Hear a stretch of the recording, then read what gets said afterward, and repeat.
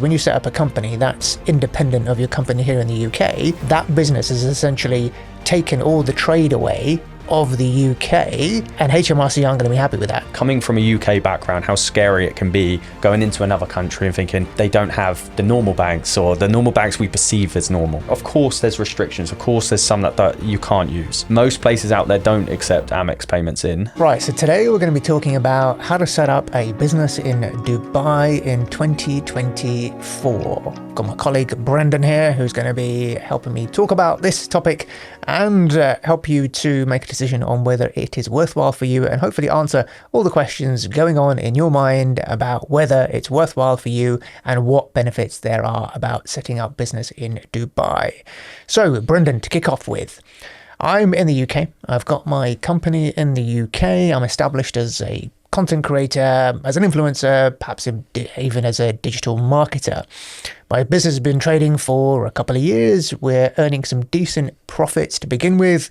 I've now realized that actually, and I've got a few friends that are in Dubai and been telling me that come to Dubai, we don't pay any tax. So I'm thinking here that I've got a business where I'm not actually tied down. I don't have a fixed premises. I don't really have any employees. I use freelancers, so I can run my business from anywhere. So I'm thinking set up business in Dubai and get it all tax-free, or so I'm led to believe. So to kick off with, Brendan, what is your initial advice to me in that regard? So my business, operating profits, can I set up a business in Dubai, move my trade there and start to earn my profits tax-free? I think the most important one, first of all, is to establish, if you've got an existing business in the UK, if there's a value to that.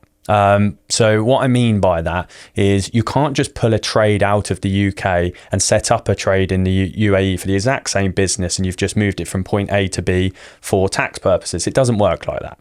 So what we have to do is we have to establish whether or not there is a value to the trade that you're extracting from the UK, which will depend on multiple different factors. So first of all, we need to work out, is there an exit charge? And the only way that we work that out is to have a look to see if there's a value to your trade that you're extracting.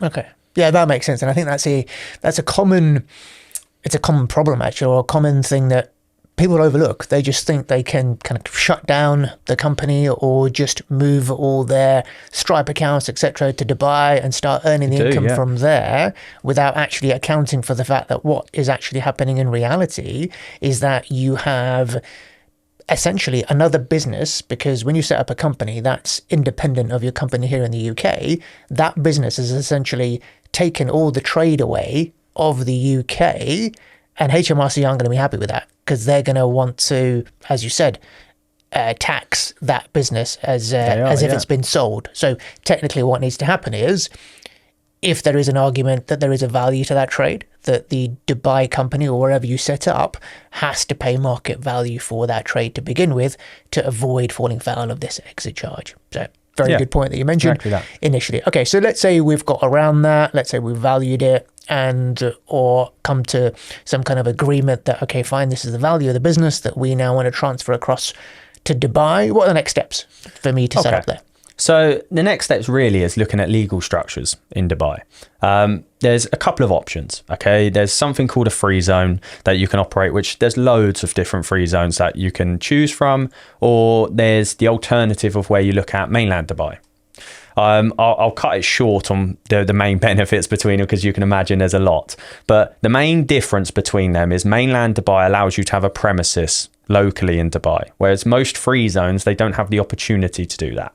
So the main difference that you've got is after year one of having the license in mainland Dubai, you have to pay for a premises. You have to. It's mandatory.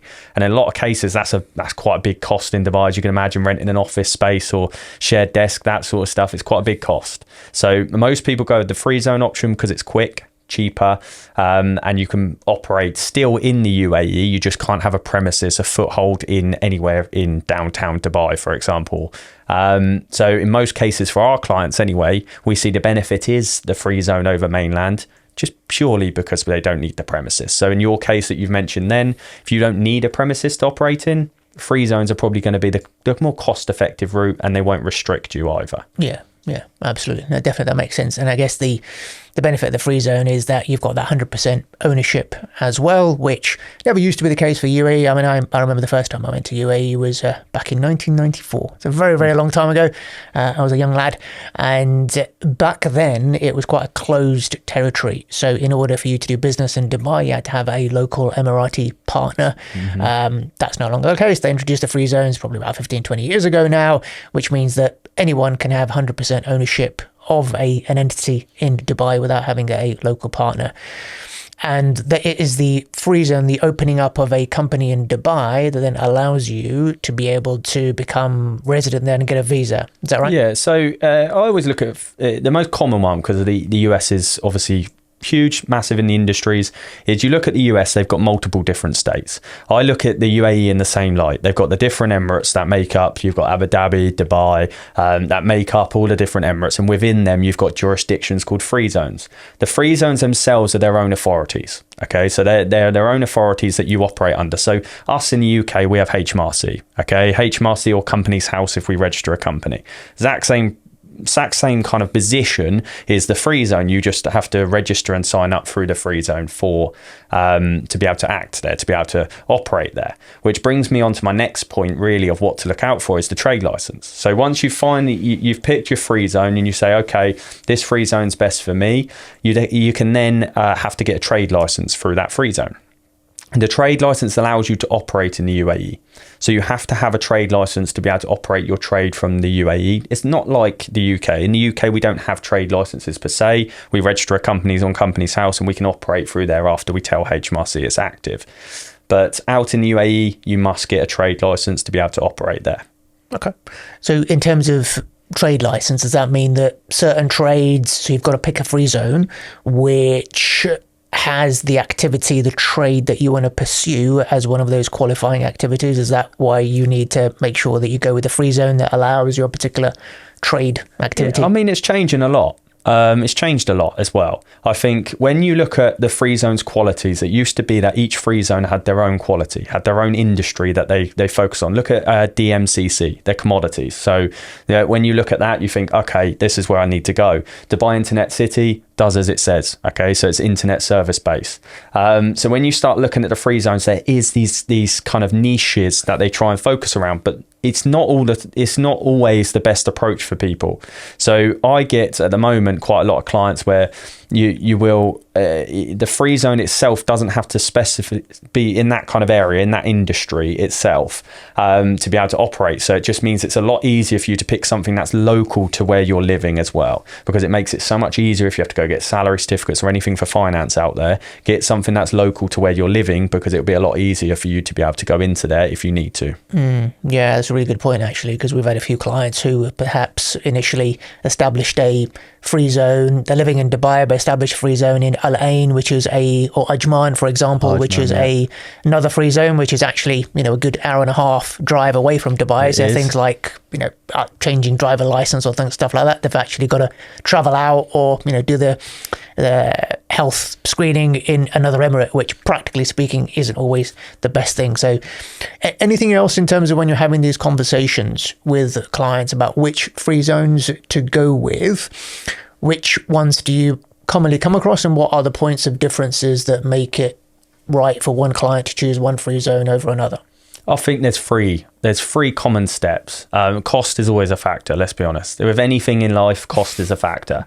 Then we've got the next option, which I would probably say is a locality. Where is it located? Okay, is it close to where I'm living? Is it going to be easy for me to go in? Because as you said, salary certificates you need for finance over there. So you have to go into the free zone. So you need to make sure it's local to where you're living. And I would say kind of the third step is how established is the free zone? Free zones, unfortunately, over the last 10 years have popped up rapidly, really quickly. Some of them more established than others, which means banking relationships are more established than others. So if you go with a certain free zone, just make sure that whatever bank provider you want to go with or you've looked at locally there, they operate with that free zone entity itself, because otherwise you could have a few problems that come out of that. Yeah. And typically what kind of setup fees are we talking about? What are the range of different setup fees from one, say the cheapest free zone to the most expensive one, and why would you pick one over another? Dubai is a very difficult landscape once you start operating in Dubai, because you'll realise that it's a bit like a Chinese whispers type basis. You have loads of agents that are the middlemen between you and the authority, okay, and they submit all the forms, they do all of that side of things, but they obviously bump up the price quite a lot, so it can vary depending on the agent you go with. Most of the time when we go direct to the authorities, you can get a license starting at about 15,000 AED. That's the normal kind of price range. If you were to add on one visa onto that, so you've got one visa, you've got a trade license, so you're ready to go as an individual, as a one-man band, ready to go, probably about 22,000 dirhams the cheapest, okay, but that can range up to about 50,000, especially if you start looking at some of the more expensive options like DMCC I mentioned, Dubai World Trade Center, or even DIFC. DIFC is obviously the premium. It's very nice, but the pricing varies between that. Yeah, I guess it's with anything in life in terms of, the more you pay, potentially the more value there is an offer. So give us a flavour of what extra you get, what the advantages, for example, of having a trade license from DIFC. So it's location. It's obviously it's what you get as a shared office desk, or what space you get given within those facilities. If you go and see Dubai World Trade Center, you go and see DIFC, you'll see these are pristine, beautiful places, so you get what you pay for. In Dubai World Trade Center, if you're saying to me, okay, I'm going to have clients come in, or I want to film, or I want to have that you want prestige. To have prestige kind of feel to it, then that is definitely areas that you would focus on the cost of saying, okay, I'm going to use that space. Most of our clients, to be honest, they don't use the shared office desk. They'll have their own setups, even if it's in their flats or apartments or wherever, because let's be honest, everywhere's beautiful at Dubai when you look out the window. So it's in most cases it's not actually used as much as you would think. Sure. Okay. All right. Fantastic. So we've got trade license sorted. So that's kind of step one. What's step two? So once you've got a trade license, okay, as part of getting the trade license, you will incorporate a company, okay, and you'll get a certificate of formation like you would here. You'll get a memorandum of articles. Very important, the articles now. Just small point. In the articles, it will tell you when your corporation tax period is for your first year. So very important to have a look at that. But you'll get given those two bits of documents as part of the trade license and being set up. Once you've got that, you can then move on to the next approach, okay, which is allocating visas. And that's you actually getting residency in the country. Absolutely. So clearly to live in Dubai, you need to have a visa in Dubai in order to stay there for more than the 90 days, whatever they give you for tourist visa. And the ability to have a company formed in Dubai. So once you've set up with a company, that then allows you to apply for a visa as someone who is linked as an employee to that company. Is that right? Yeah, definitely. Yeah. So when you go to get a residency visa, you have to be allocated to a trade license. Okay. So in this case at the moment for you, or the people we deal with anyway specifically, is you will need to get a visa allocation on the license. Once you've got a visa allocation on the license, you can then apply for your residency visa off the back of that. In most cases, you can do it direct with the free zones. Yeah. Okay. The free zones are pretty good for this sort of thing. You can then apply for your residency visa, and it will depend on an inside or outside status. Okay, what I mean by that, Rez has just mentioned about a tourist visa. Okay, that's an inside status. It means you're in the country. So if you're in the country, you have to apply for a change of status, and then you have to get a residency visa for change of status, which is different to outside. If you're outside the country, like most of our clients going from the UK or wherever they're going into Dubai, then you can get a outside status and you can apply for an e-visa where you get an entry permit into the country.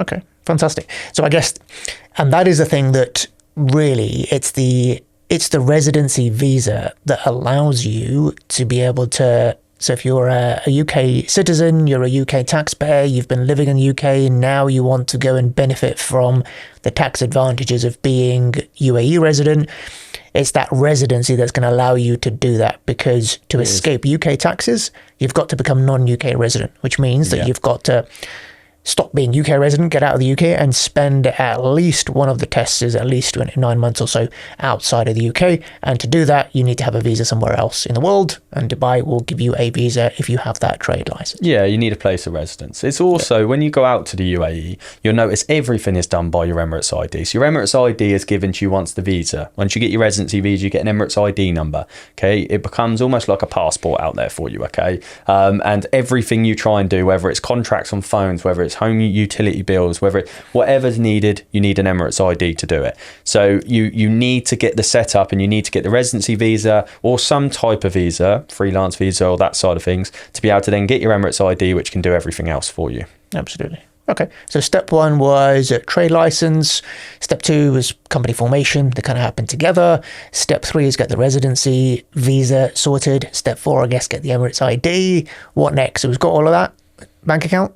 Okay, so once you've done that, yes, the next stage is banks. Okay, I know, coming from a UK background, how scary it can be going into another country and thinking, oh, they don't have the normal banks, or the normal banks we perceive as normal, the Barclays, the Santanders, that we see every day in our everyday living. But there is a number of different bank options out there now. Most free zones can operate with bank providers like WEO, which is an online bank, a bit like your Starlings, your Monzos, that kind of thing. Or you've got the more traditional banks like the Abu Dhabi Commercial, or we have Emirates. So from our side at the moment, it's not as scary as you think over there. Okay, the banking options are pretty much the same. The interest rates are now very similar out there, which is competitive because they weren't.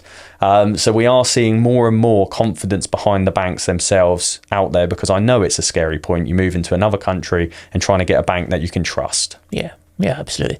Yeah, I remember when we went out there, didn't we, to set up capture accounting in Dubai, and actually I was surprised at how seamless the whole process was. I mean, I think I had about 11 days in total of my trip, and we had to get everything done within that period, and we managed to get it done, including the bank account setup, which we went with WEO Business, which is a online only bank, but it worked pretty well. So moving on from that, once we've got the bank account set up, I know there's an issue with payment processors. So most people get paid through a payment processor, be it Stripe, be it PayPal. Anything you can shed light on in that, in terms of how easy it is to set up accounts, their Stripe accounts, for example, and start to be paid through Stripe into your Freezone company? Yeah, and I think it's another good point that I see I get asked a lot, is can I use these payment processors? Of course, there's restrictions. Of course, there's some that you can't use. But the most common ones, like the Stripe, for example, you can use Stripe with a UAE entity. There is restrictions, so you can't receive Amex payments in, but you can still collect from most Visa, MasterCard. You can still collect from most clients. I appreciate a lot of people might look at the Amex one and say, this is quite a difficult one for me, but most places out there don't accept Amex payments in. So it's something that you need to factor into your sales systems that you've got, is to say, yes, you can still use Stripe. There is other payment processors that operate out there. Adyen operates out there. They've got a local one, Telir. So there is options that are available out there that you can still use to be able to do this and get past those problems. Fantastic. Brilliant. Okay. No, Brendan, that's been very useful. Thank you for sharing that. Hopefully you've had value from today's video. And if you have, click on the link to subscribe and hit the link above for the next video we have in this series, which is all to do with corporation tax registration and payments in Dubai once you've got your company set up. So take care and see you in the next one.